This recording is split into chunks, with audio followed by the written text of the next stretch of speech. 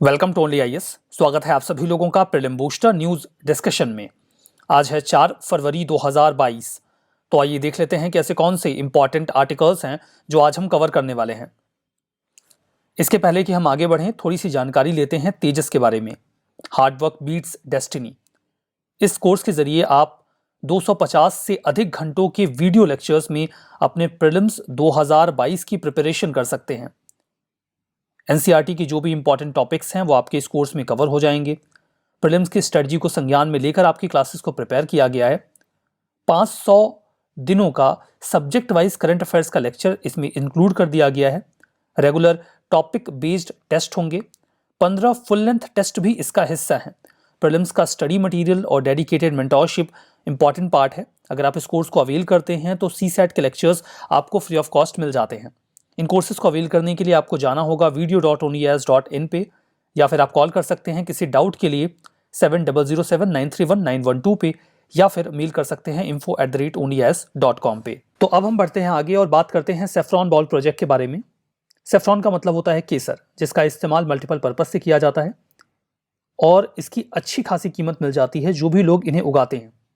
Nectar यानी कि north east centre for technology application and reach, इन्होंने सेफ्रॉन बाउल प्रोजेक्ट के अंडर में कुछ लोकेशंस को आइडेंटिफाई किया है अरुणाचल प्रदेश और मेघालय में, जहां पर सेफ्रॉन कल्टीवेशन को बढ़ावा दिया जाएगा। मैं आपको बता दूं कि सामान्य अर्थों में saffron bowl of India Kashmir के कुछ हिस्सों तक कन्फाइंड है, लेकिन अब इसे नॉर्थ ईस्टर्न रीजन में भी लेकर जाया जा रहा है बाई नेक्टर। पेम्पोरे रीजन, जिसे commonly saffron bowl of Kashmir कहा जाता है, ये मेन कंट्रीब्यूटर रहा है भारत में केसर के उत्पादन का। इसके अलावा कुछ और भी डिस्ट्रिक्ट हैं जहां पर केसर का उत्पादन होता है, जैसे कि बुदगाम, श्रीनगर और किश्तवाड़ डिस्ट्रिक्ट। 2020 में कश्मीर सेफ्रॉन को जीआई टैग भी दे दिया गया था, जिससे ये साबित होता है कि इस जगह की जो केसर की क्वालिटी है वो बहुत ही ज़्यादा अच्छी है। जो सेफ्रॉन बाउल है वो अभी तक कश्मीर तक कन्फाइंड था, लेकिन अब धीमे धीमे नॉर्थ ईस्टर्न रीजन में इसकी फिजिबिलिटी को इन्हेंस करने की कोशिश की जा रही है। कुछ लोकेशंस चूज की गई हैं। अरुणाचल प्रदेश में इनकी अच्छी ग्रोथ और जो ऑर्गेनिक सेफ्रॉन के फ्लावर्स हैं उन्हें उगाने के प्रयास किए जाएंगे। मेघालय में भी सैंपल प्लांटेशन किए गए हैं, चेरापूंजी में और मासूमी में। फर्दर लालिंग टॉप जो साइट्स हैं वहाँ पर, माफ़ कीजिएगा अगर मैं किसी साइट का नाम गलत प्रोनाउंशिएट कर रहा हूँ तो। ये बातें अब नेक्टर के बारे में। नेक्टर एक ऑटोनॉमस सोसाइटी है जो कि department of science and tech के तहत काम करती है। ये कोशिश करते हैं कि जो फ्रंटियर टेक्नोलॉजीज़ हैं उनका इस्तेमाल किया जाए और उसके ज़रिए हम कुछ बेहतर कर सकें। नेक्टर जो है वो टेक्नोलॉजिकल डेवलपमेंट का इस्तेमाल करता है बायोडाइवर्सिटी की जो कंसर्न है उन्हें एड्रेस करने के लिए, वाटर सेट मैनेजमेंट, टेलीमेडिसिन और हॉर्टिकल्चर के फील्ड में। ये हेडक्वार्टर है मेघालय के शिलोंग में और अब ये केसर की खेती में इंटरेस्ट ले रहे हैं, तो कुछ बेहतर आउटपुट मिल सकता है। हमारा next article Khijadiya bird sanctuary और बखीरा वाइल्ड लाइफ सेंचुरी के बारे में है। इन दोनों ही सेंचुरी को वर्ल्ड वेटलैंड डे के मौके पर रामसर साइट में इंडिया की इंक्लूड कर लिया गया है और इनके इंक्लूजन के बाद भारत में जो रामसर साइट के नंबर्स हैं वो 49 हो गए हैं। इसी दौरान national wetland decadal change Atlas भी लॉन्च किया गया। एटलस में बहुत ही डिटेल जानकारी होती है जिस भी चीज़ का वो एटलस हो। सबसे पहले खिजादिया बर्ड सेंचुरी की बात करते हैं। ये बर्ड सेंचुरी लोकेटेड है गुजरात में। आई रिपीट, ये लोकेटेड है गुजरात में। फ्रेश वाटर वेटलैंड है जो कि गल्फ ऑफ कच्छ के नज़दीक में है। इसे 1920 में जब एक बंद यानी कि एक बांध बनाया गया था, डाइक, जो उस समय के प्रिंसली स्टेट जो हुआ करता था नवानगर, वहाँ के शासक के द्वारा बनवाया गया था, ताकि जो साल्ट वाटर एंटर कर जाता है लोगों की खेतों में उसे रोका जा सके और लोगों की खेती बर्बाद ना हो। तो उसी बंद यानी कि बांध के आसपास उसे एक बेस बनाकर जो बारिश का पानी है या फिर और जो फ्रेश वाटर है वो भी इकट्ठा होने लगा और इस लिहाज से ये खिजादिया बर्ड सेंचुरी एग्जिस्टेंस में आ गई। जो सेंचुरी है वो मरीन नेशनल पार्क जामनगर का हिस्सा भी है, जो कि भारत का पहला नेशनल पार्क बन गया था और ये सेंट्रल एशियन फ्लाईवे का भी पार्ट है। यहाँ पर हमें पल्लास फिश ईगल और Indian skimmer, further vulnerable common pochard भी मिल जाते हैं। हमारा नेक्स्ट पार्ट जो है इसी आर्टिकल का वो बखीरा वाइल्ड लाइफ सेंचुरी के बारे में है। ये largest natural flood plain wetland है इंडिया का, जो कि उत्तर प्रदेश में लोकेटेड है। नॉन टाइडल है, नॉन फॉरेस्टेड मार्श लैंड है। देखिए, मार्श लैंड में बेसिकली आपको ग्रासेस मिलती हैं, इस टाइप का ये वेटलैंड होता है, ठीक है। 1980 में इसे इस्टेब्लिश किया गया था। 1972 का जो वाइल्ड लाइफ प्रोटेक्शन एक्ट है उसके आधार पर इसे बाद में इको सेंसिटिव जोन भी डिक्लेयर किया गया था, ताकि इसे प्रोटेक्ट किया जा सके। इसकी बाउंड्री से 1 किलोमीटर आगे तक का एरिया इको सेंसिटिव जोन में आता था। यहाँ पर हमें जो स्टेट बर्ड है सारस, उसका नेचुरल हैबिटेट भी मिलता है। फर्दर 25 और स्पीसीज मिल जाती हैं सेंट्रल एशियन फ्लाईवे से गुजरने वाले माइग्रेटरी बर्ड्स की। Egyptian vulture, greater spotted eagle, ये सब भी आपको यहाँ पे दिख जाएंगे। National wetland decadal change Atlas की बात करें तो इस एटलस के माध्यम से हम ये देखते हैं कि डिकेडल चेंज 10 सालों में क्या बदलाव आया वेटलैंड में। इसे स्पेस एप्लीकेशन सेंटर जो अहमदाबाद में है वो प्रिपेयर करता है। फॉर द फर्स्ट टाइम इसे प्रिपेयर किया गया था 2011 में, और अब 10 साल के बाद फिर से हम इसे प्रिपेयर करके देख रहे हैं कि भारत में वेटलैंड की स्थिति में क्या बदलाव आया है। मैं आपको बता दूं कि पिछले कुछ सालों में भारत ने अपने 1/3 वेटलैंड्स खो दिए हैं, जो कि काफ़ी दुख की बात है। इस एटलस का इस्तेमाल ज़्यादातर राज्य सरकारें वेटलैंड की प्रोग्रेस को या प्लानिंग को तैयार करने में करते हैं। 2015 में देखिए एक प्रश्न आया था कि अगर किसी वेटलैंड को जो कि इंटरनेशनल इंपॉर्टेंस का हो उसे मॉन्ट्रेक्स रिकॉर्ड में डाल दिया जाए, इसका क्या मतलब है। 4 ऑप्शंस हैं आपके पास, मैं इसका जवाब बता दूं या ना बताऊं। चलिए नहीं बताता हूं, आप इसका जवाब बताइएगा। इन चारों ऑप्शंस को पॉज करके पढ़िए और इस क्वेश्चन का जवाब आप मुझे कमेंट बॉक्स में दीजिएगा, ठीक है, जरूर से दीजिएगा। हमारा next article scheme of assistance to national sports federation के बारे में है। यूनियन गवर्नमेंट ने अभी इस स्कीम के कंटिन्यूएशन को बढ़ा दिया है 2021-22 से 25-26 तक। मैं आपको बता दूं कि नेशनल स्पोर्ट्स फेडरेशन को जो पैसा मिलता है वो इसी स्कीम के माध्यम से मिलता है। हाल फिलहाल में हमारे जो खिलाड़ी हैं, स्पोर्ट्स पर्सन हैं, वो हर फील्ड में बहुत अच्छा कर रहे हैं। इससे सरकार इंसेंटिवाइज्ड है और वो फंड एलोकेशन को बढ़ाना चाहती है, ना कि रोकना चाहे। तो फ्लैगशिप सेक्टर स्कीम है, और जो भी नेशनल टीम्स दूसरे देशों में या कहीं भी जाकर गेम्स में पार्टिसिपेट करते हैं कंपटीशन में, उसके लिए पैसा यहीं से मिलता है। जैसे कि Olympic games, para Olympics, Asian games, para Asian games, Commonwealth games, सभी में जो खिलाड़ी जाते हैं उसकी फंडिंग इसी स्कीम से आती है। हमारा next article motion of thanks के बारे में है। देखिए, जो बजट सेशन होता है उसकी स्टार्टिंग प्रेसिडेंट की स्पीच के साथ होती है। प्रेसिडेंट अपनी स्पीच में सरकार की जो भी अचीवमेंट रही हैं पिछले साल में उन्हें हाईलाइट करते हैं। ये भी बताते हैं कि सरकार का आने वाले साल के लिए क्या प्लान है। मैं आपको एक बात और स्पेसिफाई कर देता हूं, ये जो स्पीच प्रेसिडेंट देते हैं इन्हें सरकार की ओर से ही लिख कर दिया जाता है। मतलब प्रेसिडेंट इसमें अपनी ओर से कुछ भी एड ऑन नहीं करते। इसका मतलब साफ है, उस स्पीच में कही गई किसी भी बात के लिए प्रेसिडेंट को जिम्मेदार नहीं ठहराया जा सकता। जब प्रेसिडेंट एक बार स्पीच दे लेते हैं तो फिर इस स्पीच को देने के लिए प्रेसिडेंट को धन्यवाद दिया जाता है। ये धन्यवाद दोनों सदन यानी कि दोनों हाउस देते हैं, और इसके लिए आता है motion of thanks. Motion of thanks का पास होना बहुत जरूरी होता है लोकसभा में, क्योंकि अगर लोकसभा में पास नहीं हुआ तो दिक्कत हो जाएगी। प्रेसिडेंट का जो एड्रेस है उसके बाद जो मोशन ऑफ थैंक्स आता है वो गवर्न होता है article 86, I repeat, article 86 clause 1 और आर्टिकल 87 क्लॉज 1 के माध्यम से।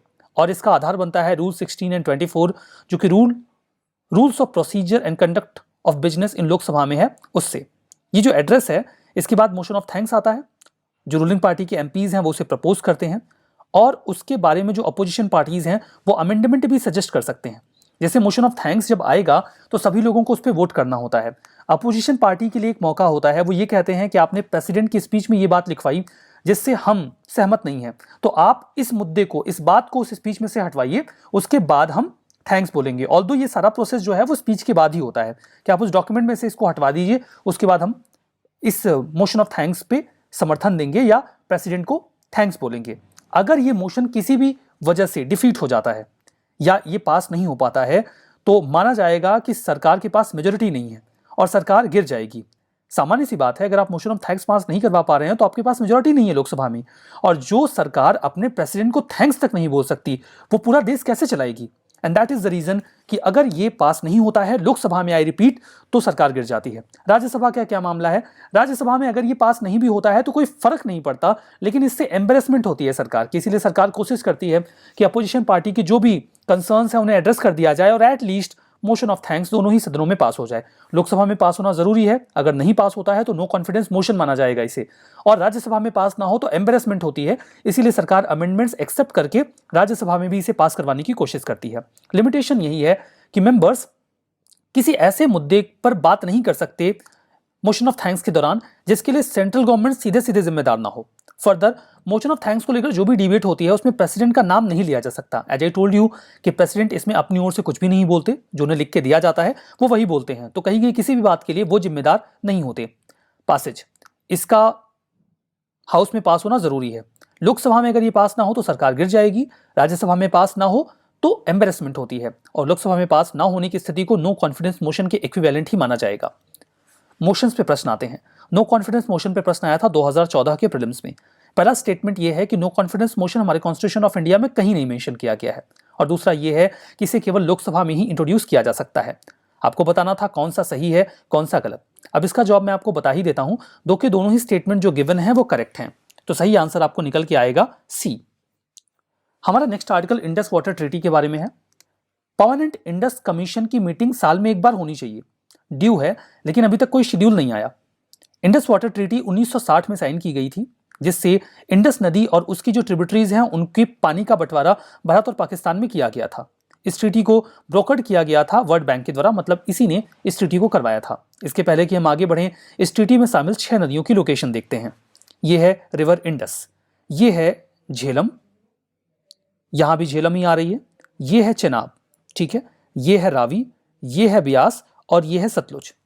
इनमें से 3 नदियां भारत के पास हैं, रावी, ब्यास और सतलुज। इनका एक्सक्लूसिव राइट भारत के पास है, मतलब इसमें पाकिस्तान का कोई लेना देना नहीं है। और जो ऊपर की ये 3 नदियां हैं, जैसे कि इंडस, झेलम और चेनाब, इन 3 नदियों का पानी मिलता है पाकिस्तान को, ऑल्दो इनका भी 20% पानी भारत इस्तेमाल कर सकता है, मतलब इसका एक्सक्लूसिव राइट पाकिस्तान को नहीं है, जबकि रावी, ब्यास, सतलुज के पानी का एक्सक्लूसिव राइट भारत के पास है।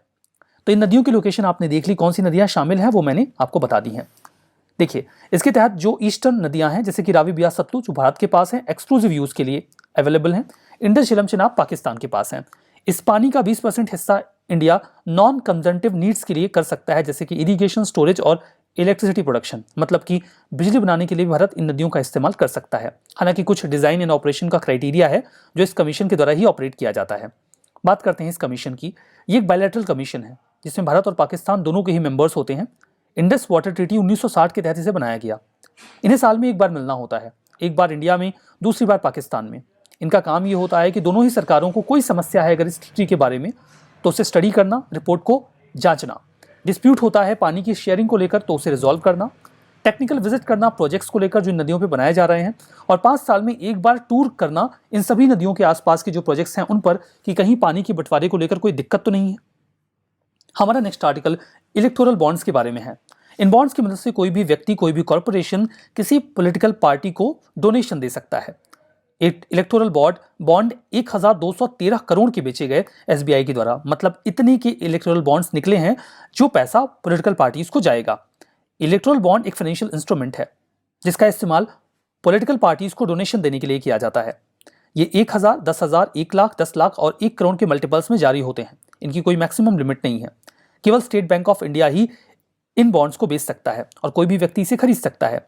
जो व्यक्ति इसे खरीदता है उसे किसी पॉलिटिकल पार्टी के नाम से खरीदा जाता है और विद इन 15 डेज उस पॉलिटिकल पार्टी को इसमें से पैसे ले लेने होंगे। मतलब एक बार ये इशू हुआ तो केवल 15 दिनों तक ही वैलिड रहेगा। ये साल में 4 बार 10 दिनों के लिए ओपन होता है खरीदने के लिए, जैसे कि जनवरी, अप्रैल, जुलाई और अक्टूबर के महीने में। सरकार चाहे तो टाइम पीरियड को बदल भी सकती है। इसे कोई व्यक्ति सिंगली खरीद सकता है या फिर ज्वाइंटली भी खरीद सकता है। ध्यान दीजिएगा कि इस बॉन्ड पे डोनर का नाम नहीं होता, मतलब ये पता नहीं चलेगा कि ये बॉन्ड किसने दिया है। ऐसा इसलिए किया गया बिकॉज कई बार डोनेशन देने के बाद मान लीजिए कोई दूसरी पार्टी जीत गई जिसको डोनेशन नहीं मिला है, तो जिन लोगों ने डोनेशन दिया है उन्हें हैरेस किया जाता है। ऐसी कोई स्थिति ना आए, इसी उद्देश्य से ऐसा किया गया। तो ये इलेक्टोरल बॉन्ड का पूरा मामला है। रिवीजन कर लेते हैं। खिजादिया बर्ड सेंचुरी राजस्थान में है, बताइए सही है कि गलत? ऑब्वियसली गलत है। अभी तो हमने पढ़ा ये गुजरात में है। Scheme of assistance to national sport federation, central sector scheme है, ये तो सही है भाई। मोशन ऑफ थैंक्स, अगर ये फेल होता है लोकसभा में तो सरकार गिर जाएगी, that's true. Indus water treaty, western rivers जैसे कि इंडस, झेलम, चेनाब, ये पाकिस्तान के पास है एक्सक्लूसिव यूज के लिए, गलत है। एक्सक्लूसिव यूज के लिए नहीं है बिकॉज 20% तो पानी इंडिया यूज कर सकता है। इलेक्टोरल बॉन्ड, डोनर का नाम इसमें मेंशन होता है, गलत है, नहीं होता है। अनोनिमिटी मेंटेन करने के लिए ही तो इसे लाया गया है। आज का सेशन यहीं पे समाप्त होगा। सेशन की पीडीएफ आपको मिलेगी ओनली आईएएस के टेलीग्राम चैनल पे, वहां जाइएगा, चैनल को भी ज्वाइन कर लीजिएगा, लगे हाथों पीडीएफ को डाउनलोड करके रिवीजन करिएगा। सेशन को यहीं पे समाप्त कर देते हैं और जो सवाल पूछा था उसका जवाब कमेंट बॉक्स में चाहिए मुझे, ठीक है? बहुत बहुत धन्यवाद।